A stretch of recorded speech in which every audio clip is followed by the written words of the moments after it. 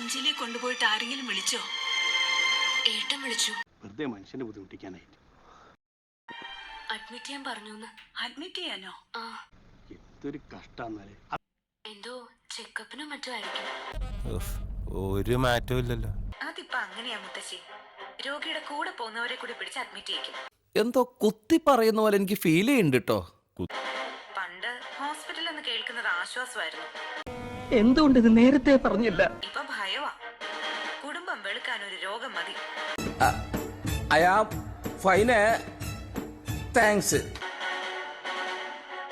മായാവതി എവിടെയായിരുന്നു? എന്നെ മനസ്സിലായെന്ന് തോന്നുന്നു. അതോ, എനിക്ക് അടുക്കളയിൽ കുറച്ച് പണിയുണ്ടായിരുന്നു.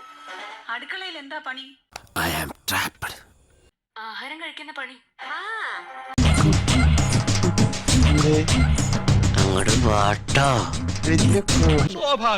ഇവളിത് പറയൂ അമ്മേ. ഞാനും വർഷയൊക്കെ സമയാസമയത്ത് ആഹാരം കഴിച്ചാ വളർന്നത്. അങ്ങനെ പറയല്ലേ. അത് ശരിയാ. അമൃതയ്ക്ക് ആഹാരം കൊടുക്കാതെയാ വളർത്തിയത്.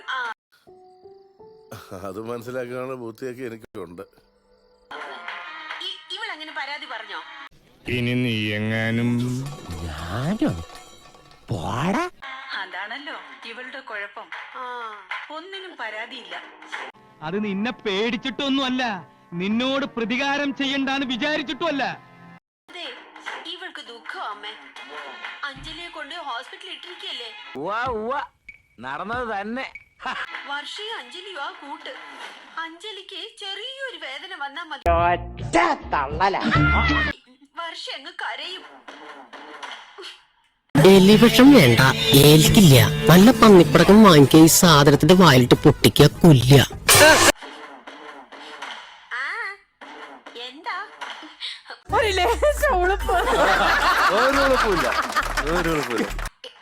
അല്ല, വല്യമ്മ തമാശ പറയുന്ന കേട്ട് ഞാനൊന്ന് ചിരിച്ചതാ. എന്ത് തമാശയാ? അമ്മ പറഞ്ഞത് ശരി തന്നെ. സത്യം പറ. ഞാനും അഞ്ജലിയും കൂട്ട് തന്നെയാ. അത് അവളോട് ചോദിച്ചാ അറിയാം. എനിക്കറിയില്ല. ഇപ്പൊ തന്നെ എനിക്ക് ആശുപത്രി പോണെന്ന് തോന്നുന്നുണ്ട്. നടക്കുന്ന കാര്യം വല്ലതും പറയടാ. എനിക്ക് ഒന്ന് നിർത്തണോ തന്റെ ഈ പുളു? അതിനുള്ള രോഗമൊന്നും അവൾക്കില്ലല്ലോ. ചെറിയൊരു വയറുവേദന. അത് മതിയല്ലോ.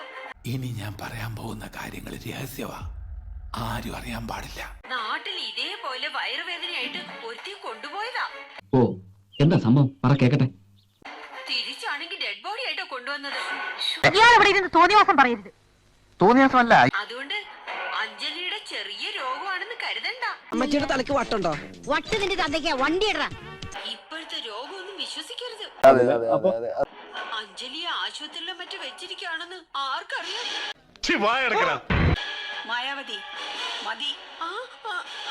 ഓ, പൊതുവാൾജി എനിക്കിനെ ചോര കളക്കണ്ടട്ടാ. Cool down Karthi, cool down. ഈ വയറിലെ വേദനയ്ക്ക് കാരണം ക്യാൻസർ ആയിക്കൂടെ? ക്യാൻസർ ആണെങ്കിൽ എപ്പ ചത്തന്ന് കുട്ടിയാ മതി. നിങ്ങൾ അതിര് കിടക്കുന്നു. അഞ്ജലി ചത്ത ദേശായി ഗ്രൂപ്പിനൊരു ഗുണമുണ്ട്. കിട്ടോടാ, ഇപ്പൊ കിട്ടും. ഇപ്പൊ ഈശി പൂശോടാ. നാളെ ഷെയർ അഭിഷേകിന് അർജുനും വേണ്ടി രണ്ടായിട്ടല്ലേ ഭാഗിക്കൂ. ഓ, നിന്റെ ബുദ്ധി വിമാനമാണല്ലോ. വിമാനമല്ല, റോക്കറ്റ്. റോക്കറ്റ്. അഞ്ജലി ഉണ്ടെങ്കിൽ 3 പാത്രം ആവില്ലേ? ഈസി ആയല്ലോ. അപ്പൊ എല്ലാം ഈസി ആയല്ലോ. മായാവതി നിർത്താൻ. ഞാനൊരു സത്യം. ദൈവമേ, മൂർഖനെയാണല്ലോ ചവിട്ടിയത്. കിട്ടിയാ? ഇല്ല, ചോദിച്ചു വാങ്ങിച്ചു. പോവാ. ചെവിയും കണ്ടൂടാ, കണ്ണും കണ്ടൂടാ. ശിവനെ, ഇത് യാത് ജില്ല. ഈ കടലെ ഞാനിന്ന് കൊല്ലും.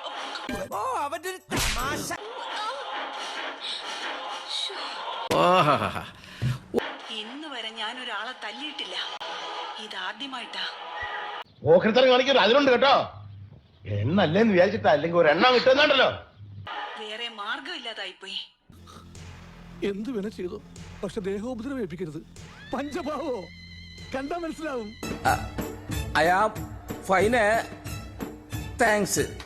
ആശുപത്രി കൊണ്ടുപോയ എന്റെ കൊച്ചുമോളെ കുറിച്ചാ നീ പറഞ്ഞത്. ഒരു കയ്യബദ്ധം നാറ്റുകരുത്. ഇനി ഒരു അക്ഷരം പറഞ്ഞ ഈ ഗ്രാമത്തിൽ ഞാൻ പറയുന്നത് മാത്രം അനുസരിക്കുന്ന കുറെ പേരുണ്ട്. ഇനി തോന്നിയാസം പറഞ്ഞു നടന്നാലുണ്ടല്ലോ നാട്ടിലടിച്ചാൻ സൂപ്പാക്കും. എടുത്തിട്ട് കൊടുക്കും ഞാൻ അങ്ങോട്ട്. വിഷമിക്കല്ലേ നീ? കൊത്തി നുറുക്കും അവര്. നിന്റെ വിളവിറക്കാൻ പറ്റിയ നിലമല്ല മാണിക്കുഞ്ഞത്. വിട്ടോ വിട്ടോ. അയ്യോ ഞാൻ ഇനി മിണ്ടില്ല അമ്മേ. എന്നാ കാണാം. കാണാം. അങ്ങനെ പോവില്ലടാ, ഞാൻ വരും, വീണ്ടും വരും. അതുവരെ ഗുഡ് ബൈ.